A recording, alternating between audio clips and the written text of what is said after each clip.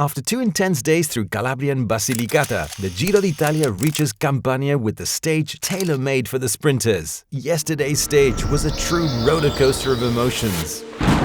Rain, crashes, and in the end, it was Igor Arrieta who raised his arms in victory on the finish line in Potenza. The general classification was shaken dramatically, with the pink jersey now resting on the shoulders of Portugal's Afonso Eulalia. Yesterday I expended a lot, but today when I wake up, the body is full of pain.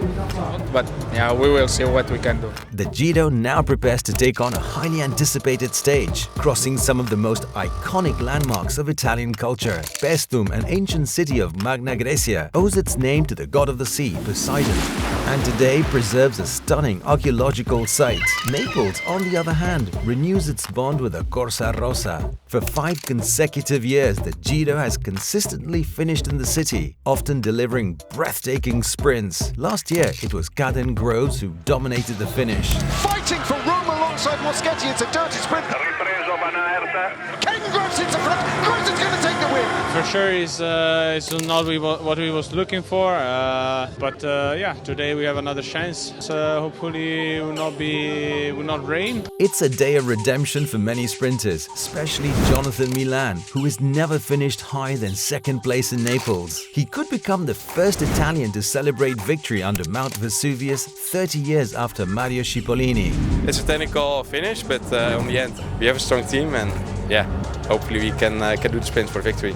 The 141 kilometers from Paestum to Naples presents no major difficulties. The only climb comes early, with the ascent of Cava dei Tirreni after just 40 kilometers. After the summit, a long run unfolds through the beautiful towns of the Campanian hinterland, leading all the way to Naples. A spectacular sprint is expected in Piazza del Plebiscito. Here last year I did my best result during the Giro, and yeah, today I would like to do a bit better. Paul Magnier stands out as the main favorite, fresh from 2 victories in Bulgaria and now chasing his first win in Italy. The French rider from Soudal Quickstep will face fierce competition from a group of sprinters eager for redemption. Names to watch: Jonathan Milan, Dylan Groenewegen, Erlen Blikra and Matteo Maluscelli. Se piove il finale diventerà ancora più insidioso per i Sanpietrini.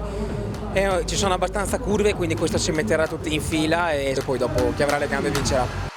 But in this Giro, nothing is ever guaranteed. Ecco, parte la sesta tappa dell'Italia, la Paestum-Napoli, 141 km. After yesterday's dreadful weather, the sun is finally shining on the Giro d'Italia. The riders roll along with the Tyrrhenian Sea visible in the distance. It's a breathtaking landscape. 3 chilometri percorsi dal via, ancora gruppo compatto. In the peloton, the mood is completely relaxed. There's laughter and banter between teams, and no one seems interested in going on the attack. But the situation is about to change. After about 10 kilometers from the start, the first accelerations finally come. Edward Planckaert and Luca Vergalito make a move. Planckaert, 8 Vergalito, entrambi della Alpecin. Alpecin Deceuninck no longer has their sprinter Caden Groves in the race, so why not try a different approach? The peloton appears willing to let them go, but the breakaway struggles to gain a real advantage.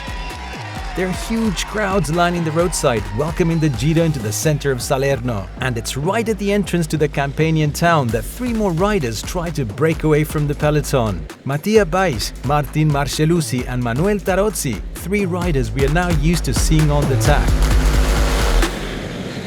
Right at the start of the climb to Cava dei Tirreni, the 3 chasers bridge across, but the peloton is still only 40 seconds behind. Meanwhile, Planckaert waves the white flag.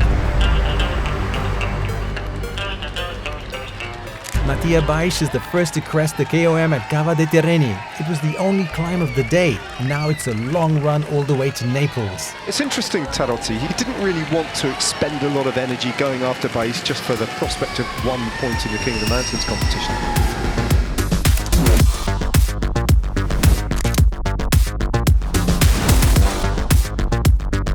The Giro embraces Campania, igniting the crowd lining the roads, eagerly awaiting the riders' passage. Naples is still far away, but the peloton leaves no room for the breakaway, which never gains more than a 50-second advantage. Lidl Trek, Soudal Quickstep and Unibet Diatema Rockets take control of the race, the teams of the most anticipated sprinters. Meanwhile, dark clouds gather on the horizon. The riders reach for their rain capes and the first umbrellas begin to appear among the fans. But the rain does not stop the crowd, larger than ever today. The pink caravan moves through the towns of inland Campania, where banners hang between buildings and bell towers. In the peloton, a conservative strategy seems to prevail, keeping the breakaway within a 30 to 50 second gap. Up front, Afonso Lalio smiles. After yesterday's brilliant stage, he's enjoying his first day in the pink jersey. Foil the plan of Mattia Bais. Tarozzi on the front though, and Bais comes around in. Oof, tight though.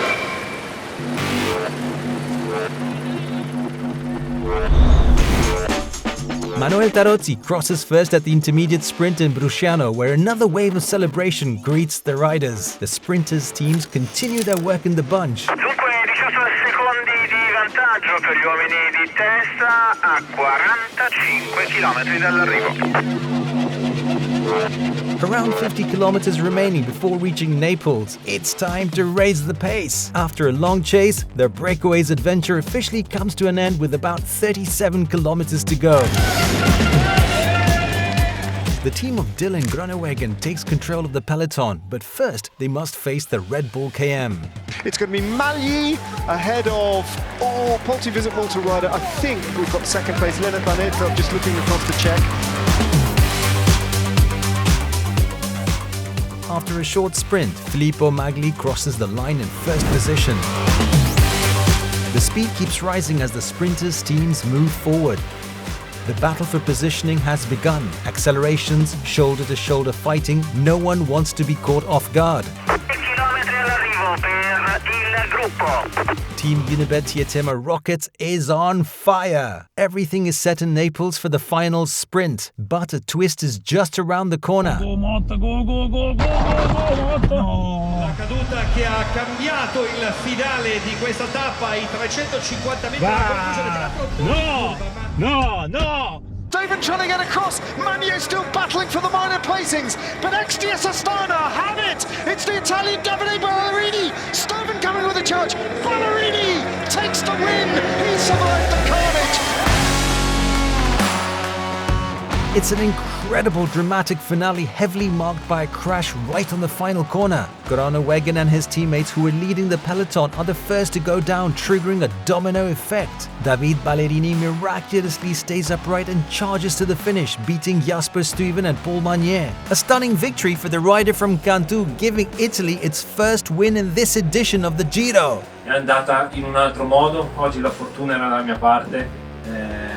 Sono veramente contento perché è un po' che mi chiedevo anch'io, prima o poi arriverà la fortuna che per me non sembra, ma nel ciclismo ci vuole molto la fortuna. Pink jersey Afonso Lalio and the GC contenders choose to avoid the chaos of the sprint, saving energy for tomorrow's demanding stage. The first summit of this edition awaits on the blockhouse, ready to deliver its verdict. At 244 kilometers, it is the longest stage of the Giro. After the start from Formia, a rolling section leads the race to Roccaraso, where the first climb of the day begins. 6.9 kilometers with gradients up to 12%, cresting 77 kilometers from the finish. However, the decisive moment will come on the 13.5 kilometer ascent to the blockhouse, with an average gradient of 8.4% and ramps reaching 14%. Will we witness the highly anticipated duel between Jonas Vingegaard and Giulio Pellizzari?